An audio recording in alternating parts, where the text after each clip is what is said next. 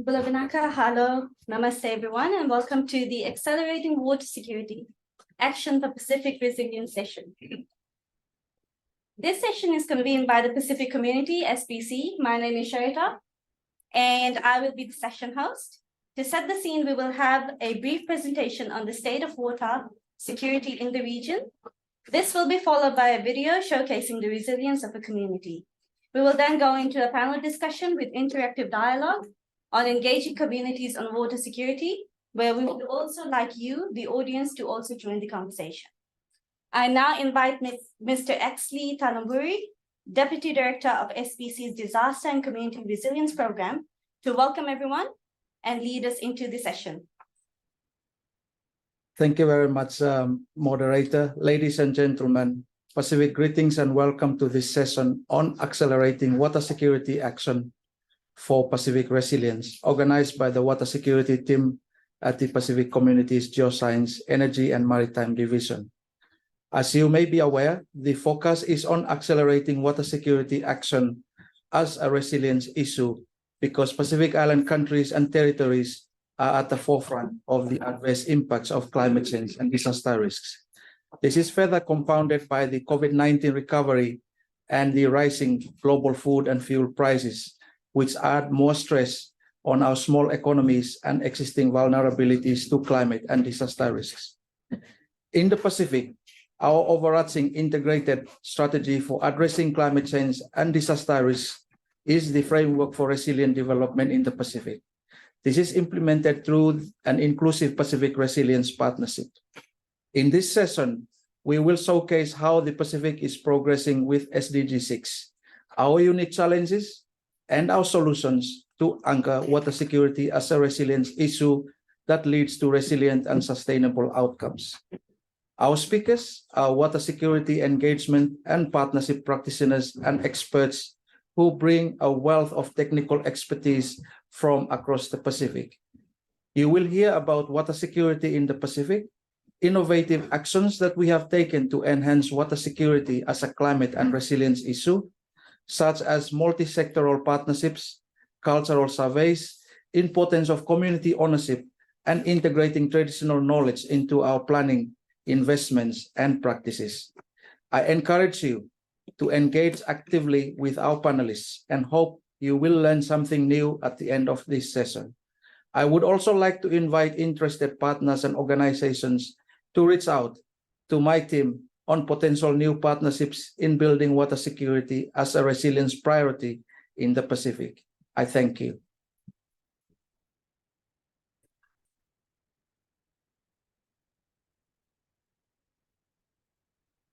So much, Exley, for the warm welcome and introduction. I will now request Mr. Dave Havelthwaite, SPC's Water Security and Governance Coordinator, to share with us about the state of water security in the region and Pacific resilience.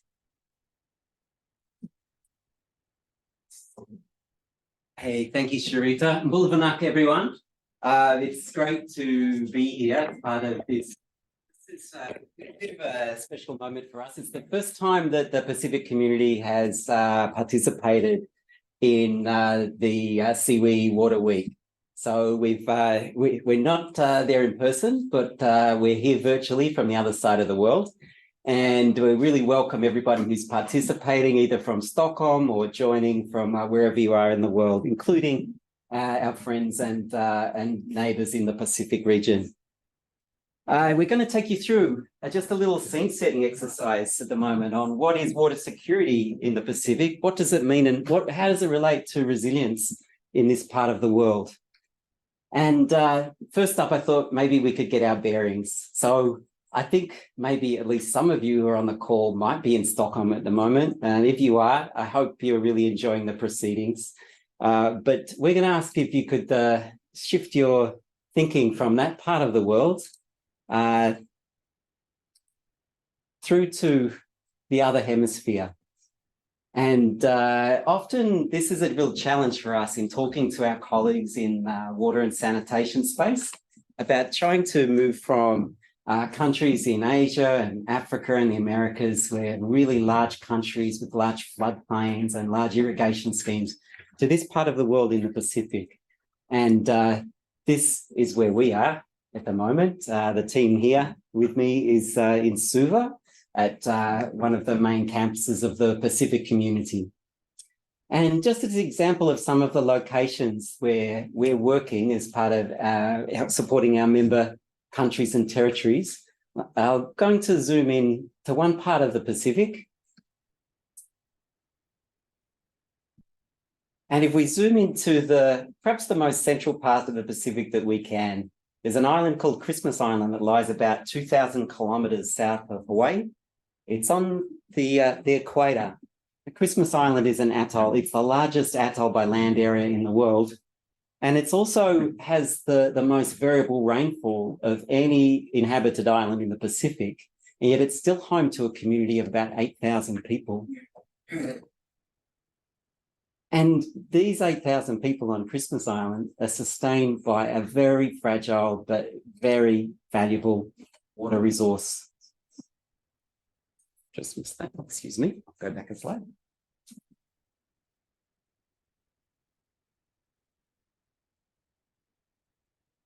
There's 3 shallow aquifers on Christmas Island that really represent the only water resource available to that community. Rainfall is so variable that it's not sustainable through droughts that can last more than a year. And the care and the understanding and the sustainable development of these groundwater resources are key to the survival of people on Christmas Island. Now, interestingly, there's other challenges with Christmas Island as well. It's not only the most variable rainfall of any inhabited island in the world, but just the logistics of getting there are incredible. At the moment, to travel from Kiribati's capital to Christmas Island, flights are via Suva. Now, that's the equivalent of flying from Stockholm to Madrid via Cairo. So that's a flight every week. During COVID, there were no flights and only ships. Ships are every 3 to 6 months, and they take between 2 and 3 weeks. So logistics on supporting the community of Christmas Island is really challenging. But a lot's being done with the community, and working closely with the local government and local community, we've been working on helping understand the science of this groundwater, help develop it in a sustainable way, and most importantly, to work with the capacity of the local community so that they can sustain this resource for their future resilience. So that's just an example of one of the locations we work in. And of all of our member countries and territories, the Pacific community has 22 Pacific Island member countries and territories. 6 of our members actually have no surface water resources at all. And to that, we can add a further 8 of our member countries and territories are home to significant communities that have no surface water resources. So we might ask, what does water then in this context mean to the Pacific? And really, that depends. I think it does mean a lot of different things in different parts of our region. And we've often, when we talk water in the Pacific, we sometimes, I'm not sure if those online can see this. This is a Fiji breakfast cracker bucket. And often when we think of SDGs, we think of, well, what might this relate to? Maybe the SDG on hunger. But for us, it actually relates to SDG 6, because this is a really common unit of measurement in the Pacific. Many people will cart water, either in peacetime or in times of drought or in times of disaster, in a bucket just like this. Coincidentally, it's exactly 15 litres, which is the sphere standard. So for many in the Pacific, even in times of normal conditions, but certainly in times of stress, this might be a really critical unit of water. Something that might, say, in other parts of the world, be filled up in a shower in 2 minutes, or maybe 2 flushes of a toilet. So water does really take on a different context in the Pacific. We've compiled 7 charts that we think actually tries to illustrate the challenges that we have for water and sanitation in this part of the world. And the first one draws on, in fact, they all draw on the joint monitoring program of SDG 6. It shows that the Pacific region continues to have the world's lowest levels of access to basic drinking water services. And the picture is even worse for sanitation. We see that we're now actually very close with sub-Saharan Africa as being the lowest coverage of access to at least basic sanitation facilities in the region. And if we look at the incidences of open defecation, 13% of Pacific Islanders are using the bush or the beach for their toilet, with the health implications, not just for them, but for the entire communities in which they live. So what's behind these numbers? And this next chart actually goes to show a fair bit of the reason why it is so difficult to actually establish and maintain safe water and sanitation in the Pacific. The Pacific is by some measure the world's least urbanized region. There's less than a quarter of Pacific Islanders who are living in urban regions, and even less than that are covered by a water utility that actually have access to reticulated water or sewage. And this means for the Pacific that for the vast majority of Pacific Islanders, water security and water and sanitation is managed at a household level or at a village level or at an island council level.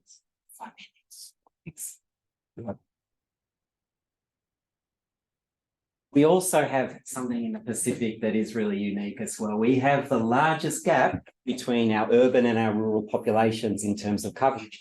And this just illustrates the differences in the conditions in urban areas and the difficulties in working in some of our rural areas. 9 out of 10 Pacific Islanders live in the bush in Papua New Guinea, and it's from those communities where we have some of the greatest challenges in rural Melanesia, but also in the maritime communities, including some of the atolls that we just spoke about earlier. Another chart which is really interesting shows that, yes, we are making progress. Sometimes when we show these numbers, our member countries think, well, we're all making progress. How is it that we're not keeping up?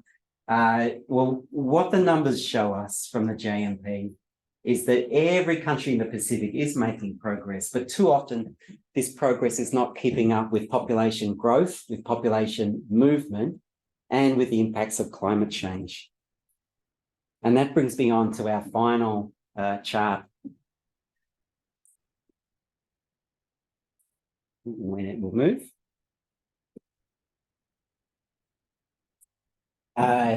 According to the World Risk Index, which changed its methodology in the last one, so this might change when you next look at it, but the Pacific consistently ranks amongst the world's most exposed countries to the risks of natural hazard. The Pacific consistently makes up the top 3. Those countries that are collecting data make up a significant portion of the top 20. It shows that for the Pacific, natural hazards are a part of life. And these take their forms in geological hazards. We have the Hungatonga Hungahapai volcano that erupted in January last year, which was a profound impact on Tonga. Complex disasters with tsunami, with ash cloud, with closed airports, with cut down communication lines, and with an impact on water and sanitation. Similarly, hydrometeorological disasters make up 75% of disasters in the Pacific. Floods, either too much water or not enough water, regularly hitting our Pacific country members. And also, it's not just floods and droughts that are hydrometeorological disasters. The cyclones that impact on our communities also impact on water and sanitation infrastructure, and that's sometimes the most profound lens in which tropical cyclones impact on the community. And just to give an illustration, over the past years, we've had some record Category 5 storms hit the Pacific. These are the tracks of some of them that have been recorded by NOAA. And you'll see these are Category 5, Category 4 and above, Category 3 and above. This is since 2007. Category 2 and above, Category 1 and above. And then if we go before 2007, all storms recorded. This is a regular feature impacting our members and impacts on water and sanitation. And just to see what profound impacts that actually has, we see that in terms of impacts on GDP, Just some of our cyclones over the past years have had profound impacts on the GDP of our member countries. Cyclone Winston at 30% of Fiji's GDP, Cyclone Pam 65% of Vanuatu's GDP. And this compares, say, to Australia, that the biggest impact of a natural disaster on Australia has been the millennium drought, and that's been estimated to be somewhere between 1 to 1.5% of Australia's GDP. So you can see these even small cyclones and small disasters in the Pacific can have profound impacts on our countries. And also these impacts can divert the path of development for our members. So we see that after a disaster strikes, the projected development path without a disaster actually gets diverted. So understanding that gap and the need to be able to build back better to rejoin that blue line is really critical. And water and sanitation infrastructure, resilient water and sanitation infrastructure, science and capacity is a key part of getting back to that blue line. And overall, we feel that supporting the capacity of local communities to protect and sustainably manage their water resources, while also maintaining safe wash systems and practices, is absolutely key to building a resilient Pacific. So I'll just very quickly talk about some examples, and we're going to have a colleague from the government of Fiji who's going to show one in more detail in a moment. But some of the work that we do with communities involves working with traditional knowledge, working with communities to identify where groundwater resources exist, to better harness rainwater resources, to better prepare for the impacts of extremes. This is some work that we've done in Tuvalu, the island of Vaitupu, where for the first time we actually managed to help a community to put a number and a map around the traditional knowledge that they had of a local groundwater reserve, which is now being developed as a lifeline in terms of drought. We also have communities of practice. Across the atoll countries, we help support a Pacific Partnership for Atoll Water Security, where we find that there is so much capacity in our region, and linking this capacity from island to island, from country to country, is where we get so much benefit. And also, of course, just working with communities on the ground. As we say, it's key to be working with communities in the Pacific. It's not enough just to work in the urban areas alone. Our part of our role is supporting our member country governments to work better to support their communities to maintain resilience through better water and sanitation infrastructure and practices. Finally, just before I pass back to the team, I'd note that we are doing some work to try and better connect the water and sanitation community with the resilience community and with resilience dialogue. One thing we find is that we talk a lot about climate and resilience in the Pacific for very good reason. We're very organised around this. It's an existential issue for the Pacific. But far too often, water security is not part of that discussion. And we know it at meetings like World Water Week in Stockholm. Everybody understands the importance of water, but that's not necessarily true across all of our decision makers. So we do have a big event coming up soon for the Pacific Resilience Meeting from the 11th to the 13th of October. It's open to anyone. It's a virtual event that'll have country hubs sharing knowledge about resilience, sharing experience about how Pacific people and strength can secure the Pacific future. And water security is going to be a key part of it this year. So we'd encourage people who are interested to join. ResilientPacific.org is where you can go to register. It's free, and there's a lot of participation that can happen. So thanks very much, everyone. Again, thanks for joining. It's great to be with you, at least virtually today. I'll pass back to Sharita for the rest of the dialogue.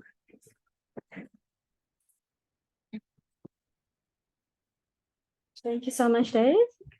I would like to ask Ms. Anna Waite-Waitaki-Skasinski, Scientific Officer of the Fiji Ministry of Lands and Resources, to share how an extreme climate event impacted the water security of a rural community in Fiji. Bulapinaka, everyone. I've been asked to give a brief background on a project that we had conducted in collaboration with SPC. So Kia Island is an island along the Vanuatu main group of islands. So it is located on the northwestern side. And in December 17th of 2020, a devastating tropical cyclone Yasa had swept through the island and had caused edges as well. This had caused 26 houses to blow away, and only 12 houses were remaining. There were plantations that were damaged, and even water supply systems were compromised, and rainwater harvesting systems were also damaged during the cyclone. Through the collaboration of the government and SPC, we were able to conduct groundwater investigations on the island, and this was carried out through electrical resistivity survey. This was conducted in the year 2021, which was in March, and we were able to identify a few proposed drilling targets, which were later then substantiated through groundwater drilling, after which the drilling and development phase was successful. We were able to successfully develop and evaluate the boreholes that we had drilled.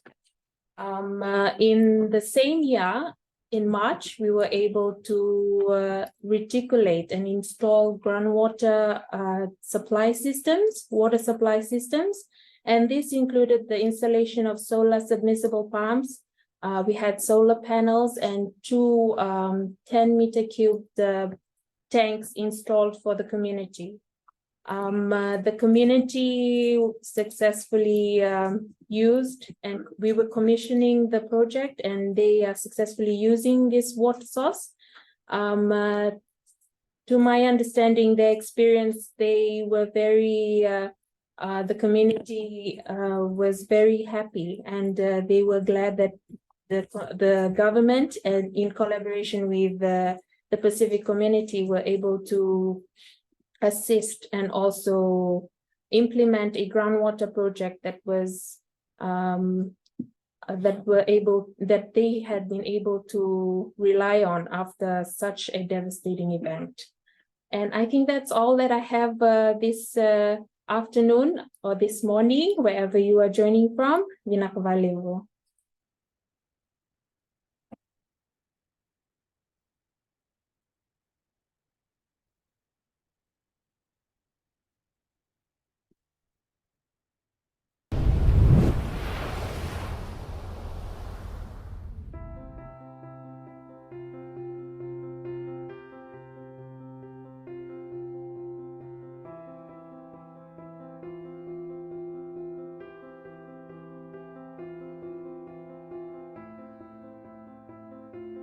We have a well that the first settlers of Yarrow have been drinking from.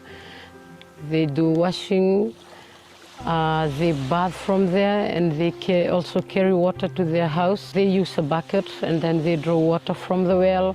They fill up a plastic gallon, about 20 liters.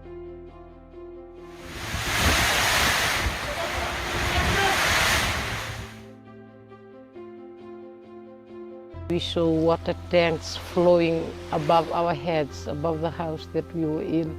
We saw blocks, even iron roofs came, a piece of iron roof came right into the room that we were in. Maina vi dangi lamba kevi. Aundu numa kai sanga indo ngaronga ni laga kene ndua si ruana vale. Ko mai tatarena na rebu ne yasago e rusa bulkaon na vale. Wilkina rona nitu ibe kwesense da ko ronda butungo. Na ban lotu kena nitu village hall. Ko roma inda botala na dangi lamba yasa. Na marroi babinawe na ngona ya tara na singa bukelulu kena singa pakarawai. Rona singa raunda undola kina na tani nuengo merani marro tumanda maina ngauna ono na bula nani mami I lenga tua wai e nangone a the kimem ken na dingla.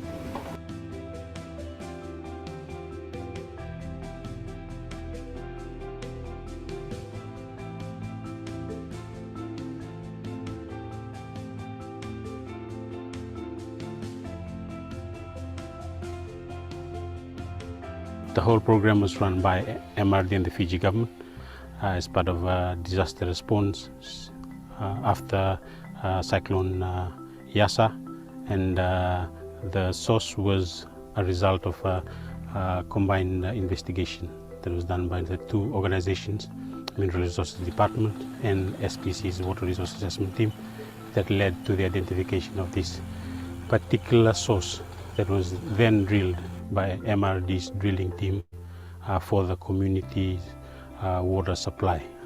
When we found water, everyone in the village came here to the site just to witness the water running from the bore when we were airlifting. Yeah, they were really happy about it, but we were the most happiest trying to find, being able to find water for the people of Yarrow.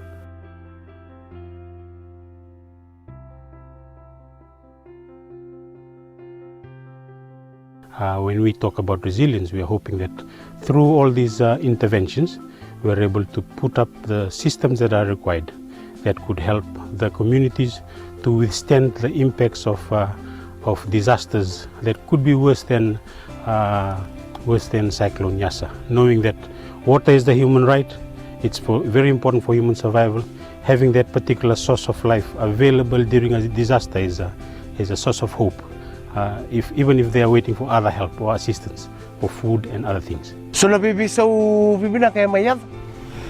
Dua na bisau mayad o golonga sarangan ng bulararamban ni matay saramantanga na buvale no nangan reba na wai. Na keni karua veira na ni mamingo nebu. Liwer da umbera.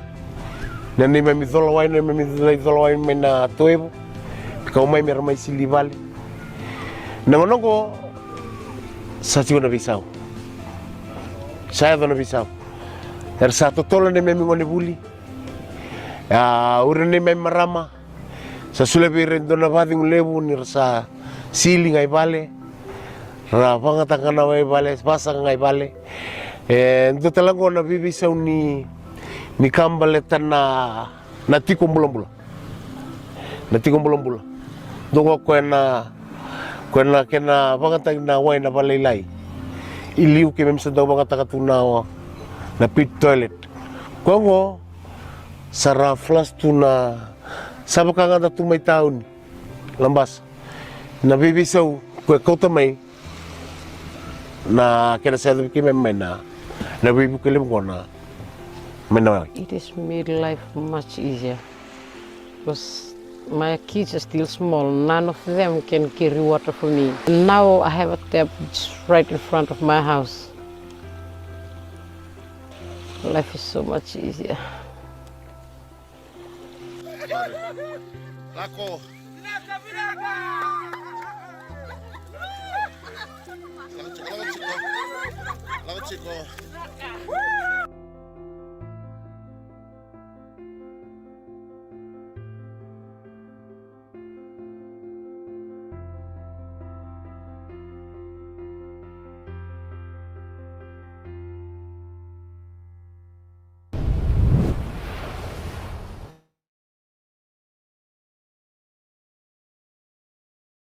Yeah.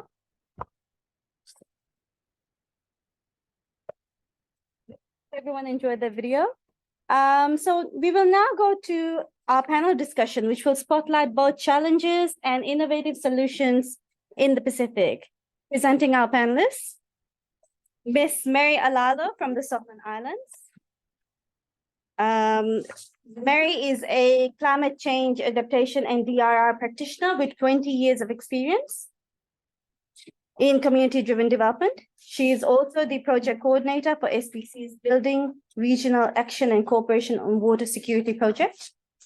Mr. Ahmad Ali an engagement specialist from Fiji with 17 years of experience in cultivating partnerships and driving strategic engagement within the civil society space. And Dr. Andreas Antonio, a hydrogeologist and water resource specialist supporting island countries in managing groundwater resources. So, starting off the conversation, Mary, climate change and disaster risk are impacting the water security of Pacific Island communities. Is water security currently a consideration in adaptation planning in the Pacific? What is your personal view and experience on that? Thank you, Sarita. I would say that to some extent, water security is included in adaptation plans. For example, at the national levels, we have national adaptation plans of actions where water security has been reflected as a priority. And the ongoing process with national adaptation plans, water security is a priority. However, I would say that when you look at vertical and horizontal adaptation planning, we need to improve on that. So, for example, other international level, regional level, national level, how do we ensure that adaptation planning, it goes right down to the heart of the communities where our most vulnerable rural population live. For thousands of years, our communities have their own adaptation plans using their own traditional knowledge and cultural practices. However, with the extremities of climate change, it has affected the way they have adapted. You know, like, for example, in some communities in the Solomons, using their traditional knowledge, they know that droughts have impacted them on, say, for 3 months. But then with a risk brought about by climate change, they have experienced droughts for more than 3 months, going on for 6 months. So the need to really work with communities to ensure that adaptation planning is reflected at the community level is very important. So I would say yes, but we need to do more so that there is both sectoral adaptation and it's done both horizontally and vertically. Thank you, Sarita. Just following on from that, what do you think about Pacific communities? How do they perceive water security as a resilience issue? I would say on my personal experience, so I come from 2 of the most vulnerable islands in the Solomon Islands, where my dad's island is one of the largest atoll in the Solomon Islands, and we face a lot of saltwater intrusion, and we have lost a lot of our freshwater sources. And so we see that water security is a resilience issue, and our people have been like calling for more adaptation actions, and not only adaptation, but I think the need for more mitigation actions, considering that when you introduce water investments like desalination plants, you need good mitigation investments like solar energy. So yeah, it's seen as a resilience issue at the community level. That's why I say today that we need more adaptation planning at the community level. We can talk about adaptation at the national, regional, international level if it's not really impacting those who are most vulnerable in the communities. And as an affected person coming from most vulnerable islands, I see that it really needs to trickle down to the communities. Yeah, thank you. Thank you, Mary. We'll move on to Akmal, who comes from the civil society space. Akmal, approximately half of the Pacific population, most of which are in rural or outer islands, lives without access to basic drinking water facilities, and more than 2/3 live without access to basic sanitation. How deeply are communities involved in decisions relating to water and water security? Are their voices being heard? Thank you very much for this excellent question, Sarita. Just to simply answer your question, if their voices were heard, if communities were involved, if local traditional knowledge and practices were involved, we would not have the current problem that we are facing. And we'll probably not have this conference in any way, because we would not have a water challenge issue. And in the Pacific, every single household would have access to clean water. But the problem is, the issue is that time and again, when we have consultations, when we have outreach to the community, what the basic or the foundational factor that we miss out is ownership. Ownership of the community, simply. The video that we watched, this project was successfully implemented in Kia Island just because there was genuine partnership. The community felt ownership of it. And, just at the very end, and this is the first time I've watched this video, when the first water, when the tap was open and everybody was playing with water, for some it would be wasting water, but for me, it's these communities celebrating little things. So while the rest of the world, those of us who stay in the luxury of our modern homes and apartments, and if we don't know what water really means, then I think just like Mary, I can testify that when I grew up in a rural community farm, and for the first 6-7 years of my life, we depended on well water. This is in a rural sugar farming community in Nandi called Nawaidomba. And during droughts and when there was no water, then you'd know what is the value of water. So if I had to summarize this, my Talanoa today, just on this matter, I would say communities need to be genuinely involved. And this is all about localization. We need to let local communities determine and lead on the local agenda, while the rest of us who are experts, who have technical knowledge, governments and everybody else, we come in and provide our support in the spirit of complementarity. And in this spirit, because there is no competition, there is no superiority complex, there is no duplication, we'll be able to achieve what truly would be water for all and not leaving anyone behind. Thank you. Thank you for that. Very well said. Moving on to Andreas. Andreas comes from a very scientific perspective. So acknowledging traditional knowledge, which our previous two people have touched on, acknowledging that it is an integral component of development work, how critical are traditional knowledge and practices in accelerating water security action in Pacific Island communities? Yeah, thank you. So Pacific Island communities, and especially the ones living on atolls and low-lying islands, have historically relied on rainwater, which was captured through traditional rainwater harvesting systems, as well as groundwater access through shallow wells. Now, these two water sources have sustained their lives and livelihoods for centuries.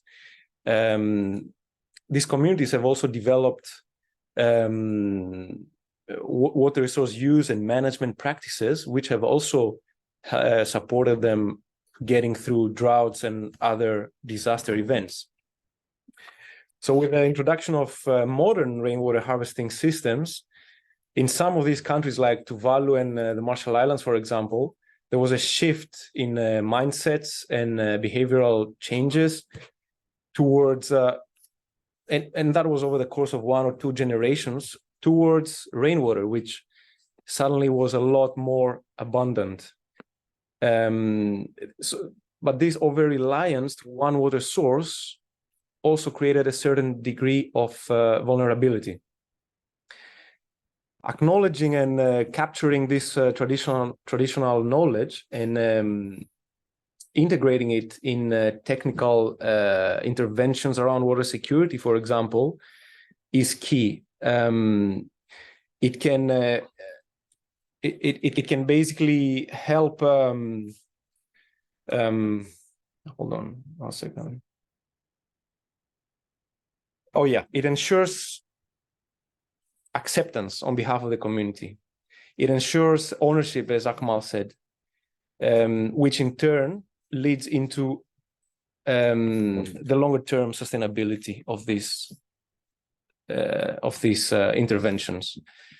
So acknowledging and integrating traditional knowledge in water security work in general, can lead to more sustainable and more perhaps culturally sensitive outcomes with benefits for the community. Thank you for that. Just leaning on your experience a little bit here. What are the best practices that you've done, your organization has done to involve community in science? Yeah, involving community. So that's a discussion around locally led initiatives, which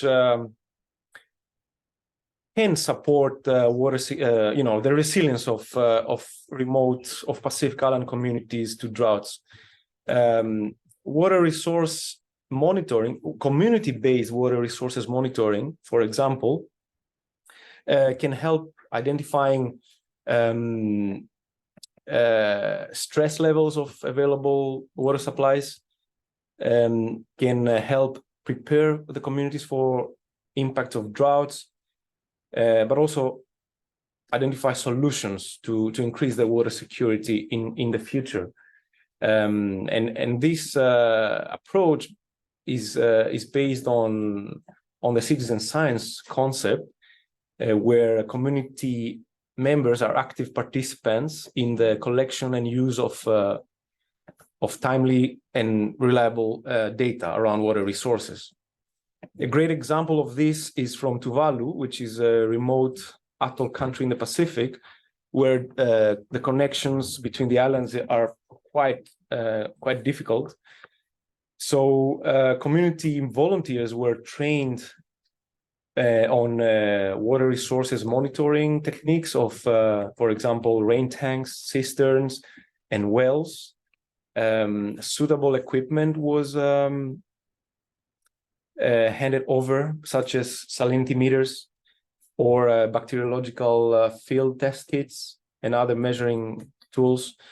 And the information is periodically uploaded using the Kobo platform, which is a very efficient way of transferring information, and is then utilized by key government agencies or stakeholders, such as meteorology departments or climate change departments or disaster management offices, who are then utilizing this information. They can see real time what the vulnerability of the specific community is, and they can guide their decision making accordingly, basically. Thanks. Thank you so much, Andreas, for the detailed explanation. Moving on from the guided questions, we're now going to jump into facilitated discussion. So we'd love to hear from the audience on what you got out of this entire session. So you've gone through a presentation on water security, the state of it in the Pacific, and then you've heard from Pacific Voices. So we'd like to hear from you. What are your thoughts? Do you have any questions, any comments from your side? We'll also accept any messages that you'd like to share on the message board.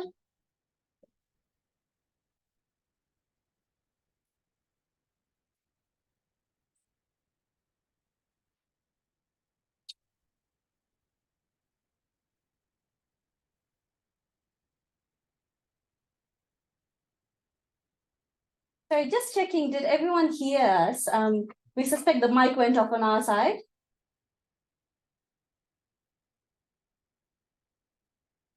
All right, I'll just repeat what I've said. I've thanked everyone for their presentations. We'd like to hear from the audience. What did you think about the presentations? You've learned a bit about water security, the state of it here in the Pacific, and then you've heard from our speakers here who've shared their Pacific voices. Would you like to share your perspectives? Tell us something about water security from your side of the world. Or would you like to share some more comments? Do you have any targeted questions for us? We'll open the floor. And we'll also take any messages in the message board. You can write in the little chat section over there. So our facilitators in Stockholm have allowed you to unmute your microphones if you'd like to ask directly, or as Sharita said, just drop a line in the text. First one. Okay, so we've got a question on community-led approaches from Regina Thank you. I sometimes wonder whether large development partners hear the words community-led and community-based and assume that's not working at scale. Do you have the same experiences? Would someone from the table like to respond to that? Can I go? Yes. I think if to answer this question, okay. To answer this question, if donors and partners were really genuine, then there would have been no need of the grand bargain, because the grand bargain only came in the humanitarian sector, because globally around 3% of humanitarian aid only reached 3% of billions of dollars only reached community or local and national organizations, community organizations. And surprisingly, just with Start Network, there's a publication that was done last week. Start Network is a consortium of humanitarian actors. And very surprisingly, while we have the grand bargain and we have kind of, made big promises, 1.5% was only given or came down to the local community-based organizations last year. So what are we talking about? When data and facts speak otherwise, what we truly need is a genuine intention of true partnership. We need to have donors and partners believe and get out of the colonial mentality of distrust, believe that local people have the capacity to be able to determine themselves, to be able to manage these resources. And partners and donors need to stop bringing in complicated systems that was perhaps created to counter issues and challenges of their region, and into bringing it into perhaps the Pacific, whether it's financial requirements or reporting requirements. They need to come to the level of the grassroots. And I think very importantly, we should get away from the idea of continuous capacity building. Fiji has been independent for nearly 52 years, but time and again, if you go around the country today, there would at least be 5 capacity building programs. And every day, well-educated people from the Pacific are sitting in capacity building program. One ends, another begins. So when are you giving us this chance of utilizing this capacity? Because it's like a continuous neocolonialism that's happening, where there is this net of control, and that needs to stop. Thank you very much. Thank you, Akmal, for the very passionate response. Is there anyone else who would like to also add to that? Thank you, Akmal. I would say there are different reactions based on my experience. For example, in the Solomons, there's a community-driven development approach that's being used, and there are a lot of lessons learned from that, and that has been integrated into new community engagement plans that are being developed, and there's a community-driven development that's being scaled up. So I guess it depends on how lessons are integrated into the different community engagement projects that have been implemented. So for me, the important point is to take away the lessons from past projects and then integrate it into those new investments. Because otherwise, if we always come in with new approaches like Akmal said, then it can always lead to failure. We need to build on what exists and build on what the lessons were learned from the past. So that's my experience. Thank you. Andreas, would you also like to share something on that? No, but perhaps I could say something about the follow-up questions around more examples of traditional knowledge and community-based approaches, if that's okay. Sure. So a couple of participants are asking about they'd like to hear more about traditional knowledge examples regarding water security and community-led approaches. There is a lot of examples here. There's, examples of traditional rainwater harvesting systems whereby holes are dug into coconut tree trunks, and the water that flows down the trunk collects into this hole, and they call them water holes, and they've existed for forever, basically. And these consist of community water points. There's other examples of areas which are known for their fresh groundwater supplies. And these areas, nobody is allowed to do any work on these areas. They are kept safe for when there's a drought, for example. They then know communities can go there and dig, and they know they can find fresh water there. There's, we shouldn't forget about coconuts, and that might sound funny, but coconuts is a very important water source in a lot of these islands. In terms of community-led approaches, that as well depends. It differs between countries, between islands within the same country, and sometimes even within the same island, there may be differences between communities. There's examples of how there's community rain tanks, for example, which in certain communities get priority as opposed to the private rain tanks. So the community rain tanks are utilized first, and then community members use their private tanks, whereas in other communities the opposite happens. So community rain tanks are kept as emergency water supplies during droughts. So it's interesting to collect all this information and integrate it in any type of drought management plans or technical interventions to ensure the communities feel more familiar with it. Thanks. Thank you, Andreas. We will take the risk of taking another question because we've got 3 more minutes to spare. So one lucky last question. Hello. Yes, hello. Yes, I am Abnat from Somalia. So I would like to thank for the team for their wonderful presentation they have done. I have agree with our Akram Ali, which was proposed to have consultation with the community regarding to the operation and maintenance for water infrastructure. In Somalia, when it comes to sustainability of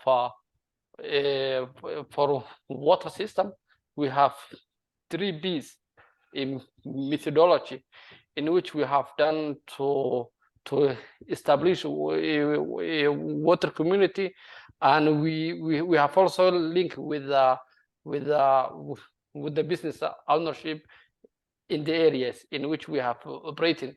So this actually helps us community to bear their operational and maintenance costs in terms of replacement of pipes and also in terms of replacement of taps. But still there is a still challenge in which we are currently facing regarding to the climate issue.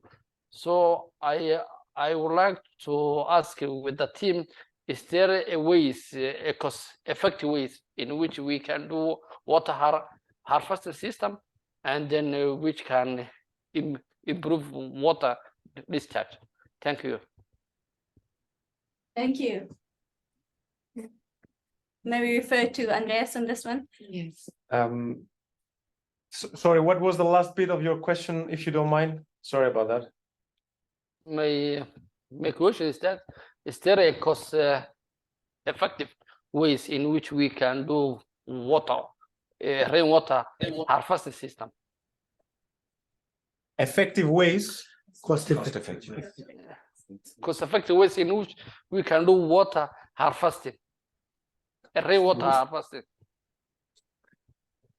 Yeah, well, utilizing as many roof areas which you can collect rainwater, and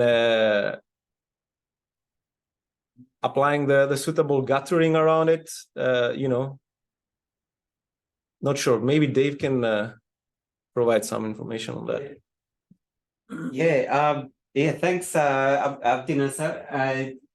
It's a good question. It's something that we come across a lot when we're working with communities. When we look at, there's so many different options in which to strengthen water security. Desalination is often one that comes up in this part of the world. But what we often find is that community infrastructure is not optimized for rainwater harvesting. And there's some small interventions that can be made that can make a huge difference. And when we've looked at some of we've modeled some of the community infrastructure over different rainfall conditions, and what we've found is that really the most cost-effective intervention that the community can make is to repair guttering to households, to roofs, and to maximize the amount of roof, the area that covers. And this is particularly important for a lot of our small island countries where communities are reliant on rainfall, and it can be droughts really as long as 2 to 3 months that can have a serious impact. So just maximizing that amount of rainfall that's collected and stored, we found can be highly cost effective.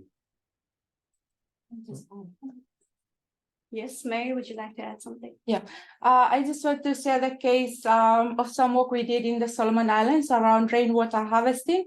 So we used the community vulnerability risk assessment management tool where we did a stock take of all the houses that has iron roofing, and those houses where that doesn't have iron roofing, we gave them iron roofing. So it reduces the cost as well. On building a whole rainwater harvesting scheme and introducing rainwater conservation plans. So for example, in one of the villages, they do also have rules around how households will use their water tanks. So for example, they would lock their rainwater tanks from certain periods and only allow it during certain times of the day. And one household can only go and access about 2 containers of rainwater from those tanks. So also getting data from the Meteorological Services Department in terms of when the droughts would really hit and when the time villages will have more access to rainwater so that they increase their storage capacity. Yeah, so that's some examples from the Solomon Islands. All right, thank you so much.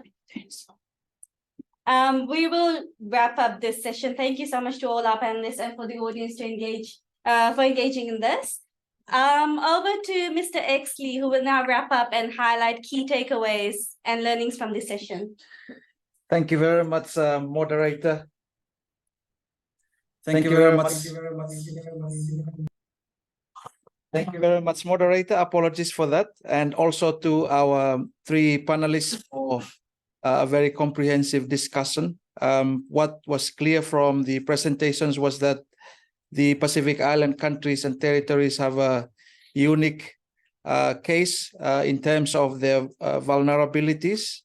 These are further exacerbated by the climate crisis that we face and also disaster risks.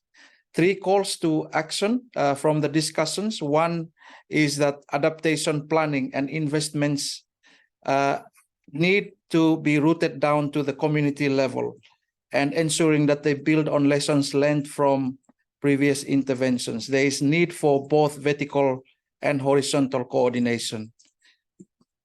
Call for action number 2, need for genuine partnerships, including with the private sector and community ownership. The role of regional organizations and partners should be supplementary to community-owned and designed solutions. The last call to action is that while science and scientific data are important, the role of traditional knowledge and cultural practices are very important. And we hear of that final intervention around using the coconut trunk as one of the approaches in the Pacific to harvest rainwater. I hope that is useful. Thank you so much, Exley. And with that, everyone, we end our session today. Thank you, Thomas, Vinaka, Dhanbad. Thank you to all our panelists for their insights and of course to our wonderful audience. Thank you for tuning in and engaging with us and making this very interactive. If you're keen to stay in touch, we've left something in the message board for you. Please contact Mary. She'll be the best person for you to reach out to and get more information from.